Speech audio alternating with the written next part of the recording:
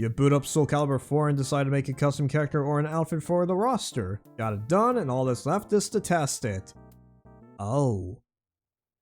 Oh no. Oh no. I've talked about this on prior videos a few times, but this deserves a separate video. SoulCalibur 4 is a solid entry to the series. Not as good as the previous games, but it's still fun to play.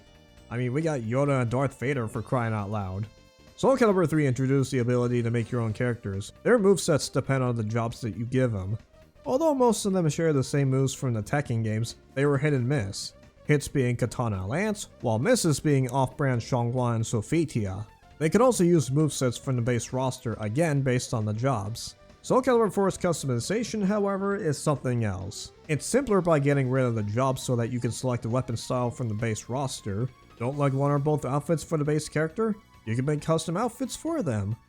However, it's even more complex with all of these stats. Why are they here? Because Tower of Lost Souls, that's why. Customizing can help out on story mode too, but it's not as necessary as the other modes. As for Versus Special, it's a glorified dick measuring contest. The first thing you notice is that it doesn't have much variety compared to 3, even if you've unlocked everything, DLCs included. The upper and lower body equipment sometimes have combined gear. This also has conflicting gear that can't be worn together. It gets annoying to deal with later on.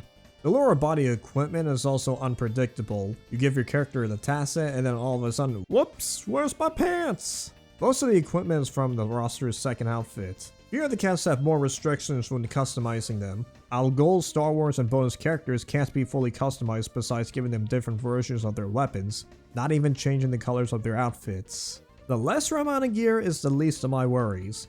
My main issue is the stat management. Each gear raises or lowers certain stats. The base stats above are the usual, attack, defense, and health. The bottom stats involve weapon skills. Just like the gear, the weapons have different stats and some of them have their own skills. On paper it's neat, but on execution, it's screwed. You'll spend time managing these stats and skills than just making outfits in general. If you try to make a character that looks simple, you barely get simple skills. Want auto guard impact? Wear that gear that increases impact.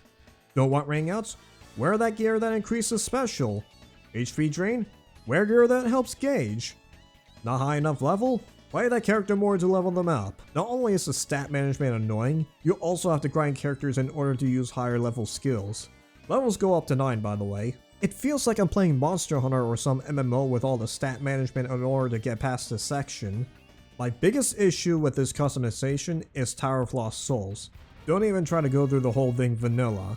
The early stages are manageable even without customs, but eventually the enemy will not only have higher stats, you'll have to deal with multiple enemies on multiple stages. Naturally, the enemy AI gets rougher on later stages. Plenty of enemies will go nuts on higher stats and higher tier skills. The base roster already has some skills of their own. Some, just some. So that's why it's necessary to customize your characters to at least stand a chance. Later on, your customization will go from this to this. They become cookie cutter formats, sacrificing creativity in order to have higher stats. Guys will end up wearing Leviathan and Warthog parts, and ladies wearing Tiger Lily and Voodoo parts. They can be unlocked by getting enough honor, which is this game's achievement system.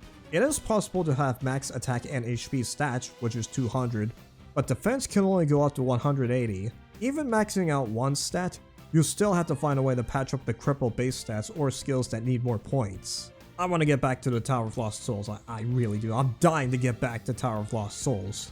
The final floor with Al Ghul is another case in point on why SoulCalibur 4's customization is flawed. He's got S tier skills that you can't have and high stats at the same time. If you thought he was rough in story mode on hard difficulty, then you're in for a wild ride.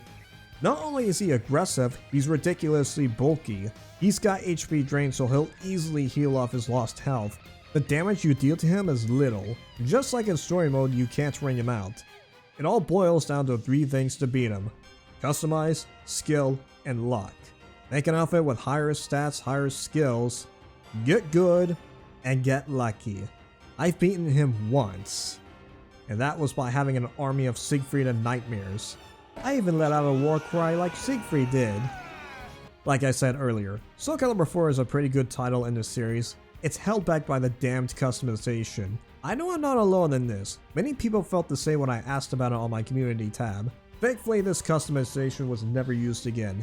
Now it's all cosmetic. Although I do miss having weapons with different effects. It did sort of come back in SoulCalibur 6's Libra of Soul. At least you don't spend too much time messing around with it than fighting the opponent. In the words of Gordon Ramsay, the simpler it is, the better it's going to be. Unfortunately, they've got more complicated and tried to be clever and completely lost the fucking plot. Hey, thanks for watching. If you want to see more of my stuff, subscribe and hit the bell, okay? Thanks, bye.